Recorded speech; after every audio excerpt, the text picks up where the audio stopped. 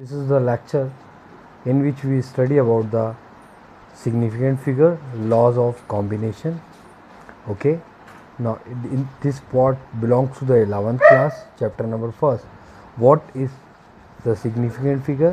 देखिए significant figure मतलब किसी भी डिजिट को इस तरीके से लिखा जाए कि हम उसे सही तरीके से पढ़ सकें और स्टडी कर सकें, कॉपी में लिखने में इजी हो, कैलकुलेशन करने में इजी हो, उसे हम सिग्निफिकेंट फिगर बोलेंगे। देखिए सिग्निफिकेंट फिगर के कुछ रूल्स दिए हैं जो हम स्टडी करते हैं। देखिए फर्स्ट दिया है significant rule, all the non zero digits are significant. जैसे 285 अगर आपसे पूछे how many number of significant figure, तो यू कैन से 3 नंबर।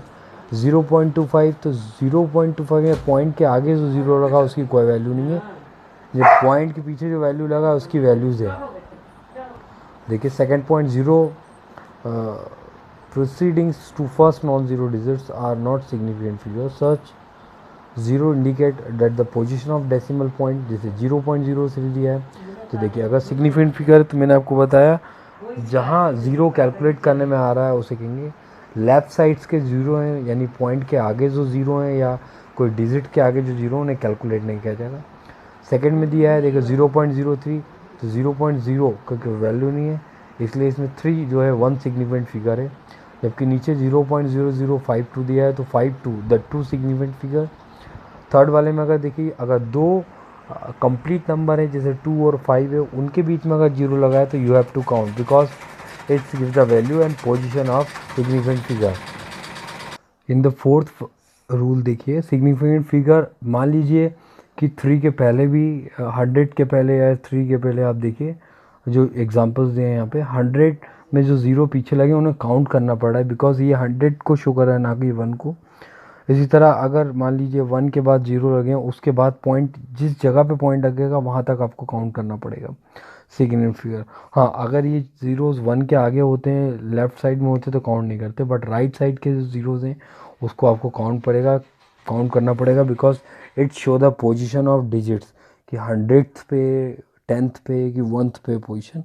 अच्छा इसकी जो लास्ट में जो एग्जांपल दी है 1.0 इंटू 10⁻², तो जो भी शॉर्ट फॉर्म में नंबर लिखे जाते हैं 10⁻², 10⁻3, उसके पहले जो भी नंबर्स आते हैं उसको आपको सबको सिग्निफिकेंट फिगर काउंट करना पड़ेगा। जैसे कि 1.0 इंटू 10⁻², 1.00 इंटू 10⁻², दोनों में अंतर कुछ भी नहीं है बट सिग्निफिकेंट फिगर का अंतर है। फर्स्ट वाले में 2 सिग्निफिकेंट फिगर है जबकि सेकंड वाले में 3 सिग्निफिकेंट फिगर आपको शो कर रहा है। Now precisions refer to the closest of various measurement for the some quantity. However, the accuracy is the great agreement for the particular values to the true values of the result. So सीधा सीधा ये समझिए कि significant figure या प्रिसिशंस ये सब चीज़ें, इन जो वैल्यूज़ हैं या क्वांटिटीज़ हैं, इनका मतलब सीधा सीधा है कि हम हमारे कैलकुलेशन को, मल्टीप्लिकेशन को, एडिशन को ज़्यादा से ज़्यादा ईजी बनाएं और करेक्ट वैल्यू के पास पहुंचने की कोशिश करें। These are the importance of this significant figure in previous numbers, calculation, multiplication, divisions of decimal number. Dimension analysis, ये भी जो यूनिट है, some calculations are given, change the inches into the centimeter, centimeter to inches, metre to kilometre, 1 day is equal how many seconds, ये सब तो generally आप जानते हैं, कर भी सकते हैं। सबसे इम्पॉर्टेंट जो है अब चालू होगा laws of the chemical combination. It is very important, you should understand, you should focus on it because without this law the chemistry is not possible. First, Antony Lavoisier, he is known as the father of chemistry because he had given the many concepts related to chemistry. You know about the atomic number, atomic mass, isotope, isobars, modern concept of atom, atomic sizes, इन सब इन्होंने काफ़ी कुछ chemistry में chemistry का ये किया है और काफ़ी चीज़ें रिलेटेड करी एक दूसरे से जोड़ने की कोशिश करी, इसलिए इसे फादर ऑफ केमिस्ट्री कहा जाता है। इन्होंने एक law of conservation of mass करके कॉन्सेप्ट दिया था जिसे हम पढ़ते हैं 9th क्लास में, इन्होंने स्टडी करा है। According to this any substance neither created not destroy change one form to another form, यानी यूनिवर्स में ऐसी कोई भी चीज़ नहीं है जिसे हम ने मैजिकली फॉर्म करा हो या यूनिवर्स में नहीं है उसे हम लेके आए। हमने क्या करा, यूनिवर्स में जो चीज़ें हैं उन्हें अरेंज करके न्यू सब्सटेंस फॉर्म किया है या उनका हम बोल सकते हैं मॉडिफाई करा हमने हम एरोप्लेन की बात करें तो हमने अलग अलग मेटल्स को मिला के एक शेप दिया और जो अर्थ से जो फ्यूल होता है वो लिया, उसका यूज़ करके हमने एरोप्लेन को फ्लाई करा। यानी हमने एरोप्लेन मैजिकली तरीके से फॉर्म नहीं किया है। तो यही लगता है कि अगर गाड़ी में जितना आप पेट्रोल देंगे उतना ही उसका कंबशन होगा, उतनी गाड़ी रन करेगी। तो यूनिवर्स में जितनी भी चीज़ें हैं वो केवल एक फॉर्म से दूसरी फॉर्म में चेंज होती हैं, बट कि ना उसको क्रिएट नहीं कर सकता है ना ही उसको डिस्ट्रॉय कर सकता है। This law is given by the Antonio Lavoisier, he is known as the father of chemistry. Now second law जो हमारा कहता है law of the definite proportion. इस लॉ का मतलब ये हुआ कि जो भी यूनिवर्स में जितनी भी चीज़ें हैं वो एक डेफिनेट प्रोपोर्शन में लाई गई हैं और जिसके कारण उसको आइडेंटिफाई करते हैं। जैसे एलिमेंट्स और कंपाउंड जो है डेफिनेट प्रोपोर्शन में होते हैं, जबकि इनडेफिनेट प्रोपोर्शन में जो चीज़ें होती हैं वो मिक्सचर होती हैं। अगर हम वाटर की बात करें तो water formula is H2O, it is always H2O and molecular mass of water is 18. Similarly, the carbon dioxide is CO2, molar mass is 44. Always CO2 formula is C1C and 2O2. If the value of change the carbon and oxygen, so the states of carbon dioxide change. That time we can say the carbon dioxide is not possible, या carbon dioxide change its property. It does not that time a carbon dioxide. Okay. तो according to the this law of definite proportion, a compound always contains the same elements combined together in the same proportion by mass. The validity of the law has been confirmed by the Bayes experiment.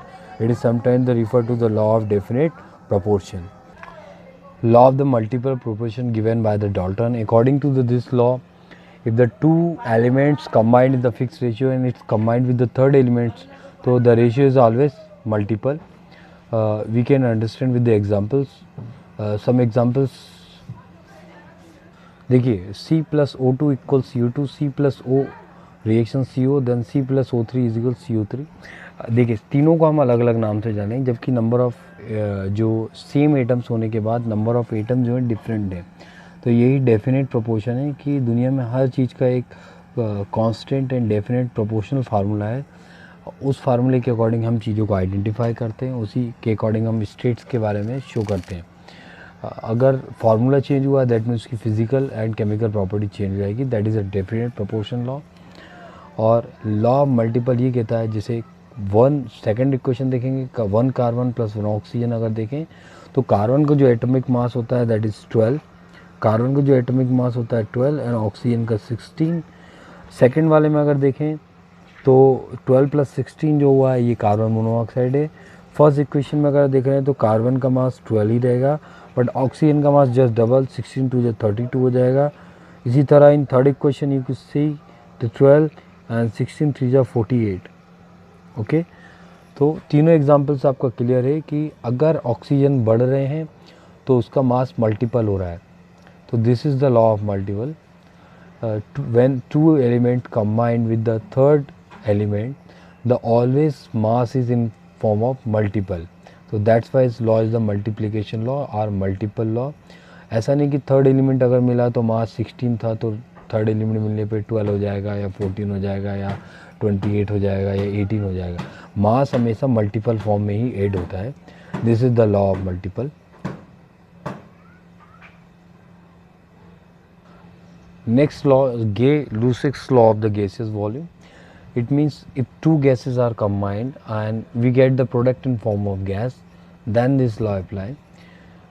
If means कि one volume of gas and one volume of another gas combined together, we get the two volume of gas in form of product. Okay, इसको हम समझते हैं कि अगर मान लीजिए 1 litre आपने कोई गैस ले ली और सेकेंड भी 1 लीटर गैस है, तो आपको जो प्रोडक्ट मिलेगा गैसियस फॉर्म में है तो वो 2 लीटर गैस ही मिलेगा। अगर गैस ना मिलके प्रोडक्ट हमारा लिक्विड या सॉलिड फॉर्म में होता है तो पार्टिकल क्लोजर होने के कारण उसका वॉल्यूम डिक्रीज़ हो जाएगा।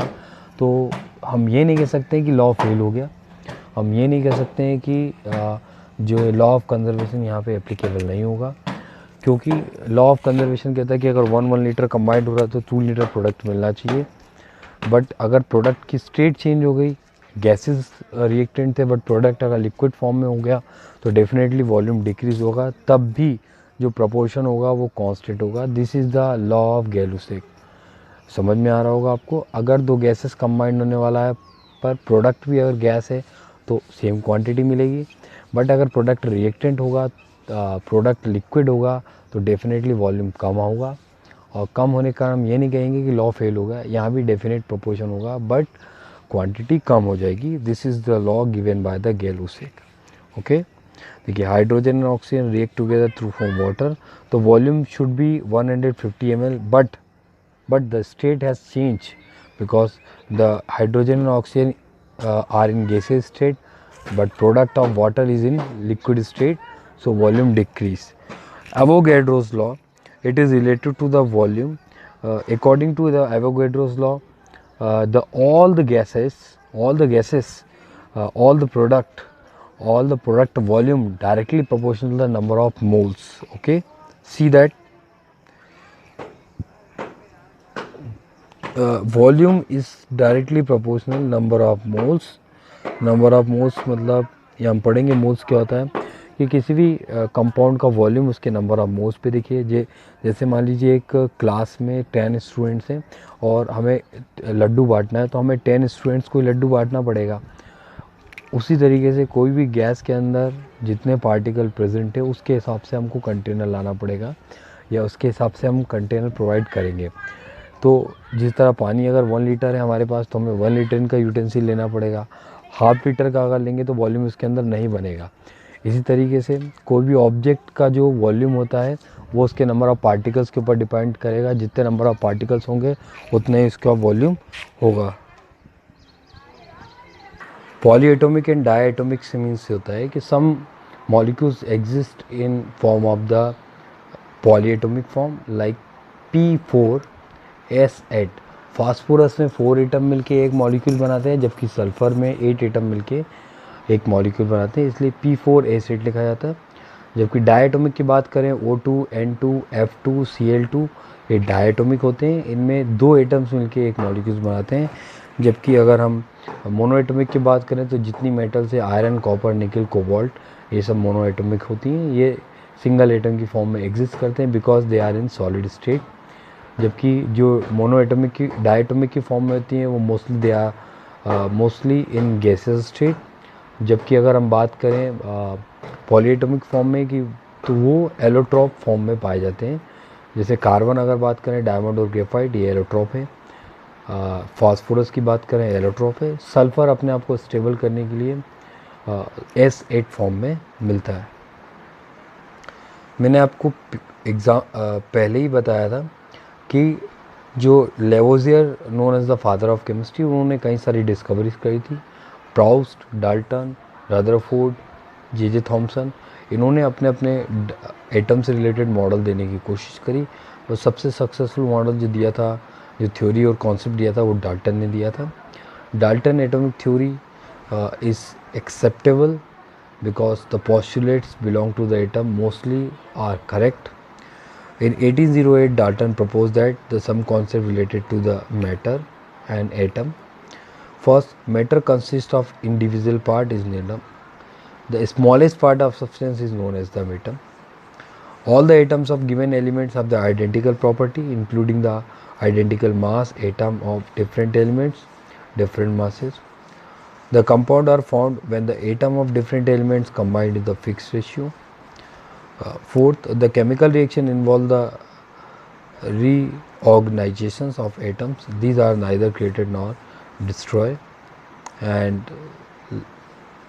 Dalton theory could explain the law of chemical combination, and it could not explain the law of gaseous volume. It could not provide the reason for the combination of atom, which was answered later by the ठीक। Dalton की theory mostly success थी क्योंकि Dalton की जो postulates वो correct है कि दुनिया की हर चीज़ एक छोटे छोटे एटम से मिलकर बनी है, ये करेक्ट है। जो एटम्स होते हैं वो सेम टाइप से अगर फॉर्मेशन करेंगे तो एलिमेंट्स कहलाएंगे, डिफरेंट फॉर्मेशन करेंगे तो कंपाउंड कहलाएंगे। हमेशा फिक्स रेशियो में कंबाइंड होते हैं, जिसके कारण प्योर सब्सटेंस एलिमेंट और कंपाउंड फॉर्म होता है। जो भी केमिकल रिएक्शन होती है उसमें एटम का रीऑर्गेनाइजेशन यानी रीअरेंजमेंट होता है तभी होता है। बट कुछ कॉन्सेप्ट को एक्सप्लेन नहीं कर पाई डाल्टन थ्योरी कि first law of gases volume, अगर गैसेस कंबाइंड होगी तो क्या वॉल्यूम होगा, और कॉम्बिनेशंस लॉ तो फॉलो करा बट कुछ कॉन्सेप्ट को वो बाद में डिस्कवर किया गया, इसलिए डाल्टन थ्योरी कुछ पॉस्टुलेट से फेल हो गई। ना atomic and molecular mass, what is the atomic mass? Atomic mass is a sum of proton and neutron, while the molecular mass, all the atom present in a molecule, the mass of atom present in molecule is called the molecular mass. In other word, we can say the sum of the masses of all the atom present in molecule is called the is called the molecular mass. Look at the whiteboard. देखिए carbon, nitrogen, oxygen, sulphur, sodium, इनके जो 12, 14, 16, 32, 23 दिया है, these are the atomic mass, depends on number of proton and neutron present inside the nucleus.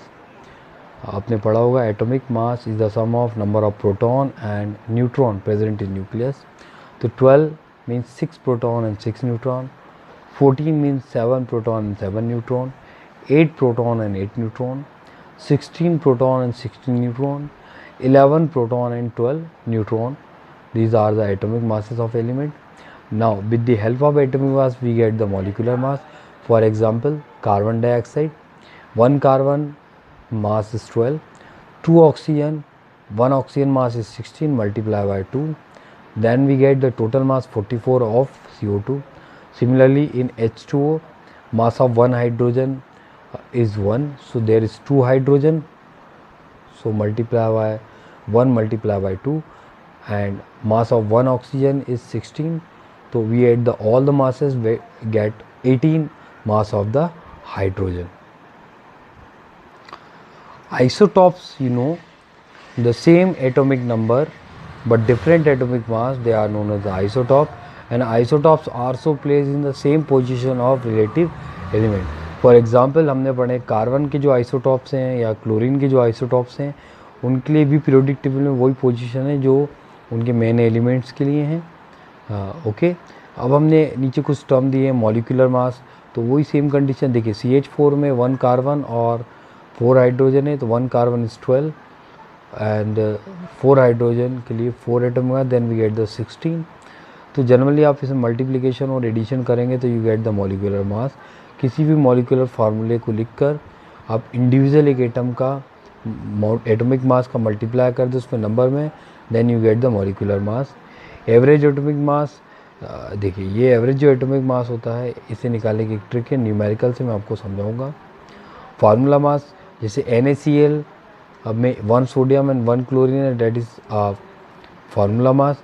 एक compound में जितने positive और negative ion होते हैं उनको जोड़ने पर जो मास आता है उसे फार्मूला मास कहते हैं। 3 डायमेंशन में जो भी अरेंजमेंट होता है उसमें जो टोटल मास आता है उसे उसको फार्मूला मास कहेंगे। जबकि एवरेज एटॉमिक मास की बात करें तो एक एटम के अंदर जितने भी एक एटम के अंदर जितने भी उसके आइसोटॉप्स होते हैं उसके ईच मास को प्लस करके डिवाइडेड बाय 3 अगर कर देते हैं तो you get the average atomic मास। इसका मैं आपको एक फार्मूला या ट्रिक दिखाऊंगा, उसके हिसाब से आपको करना है, ठीक है। चलिए।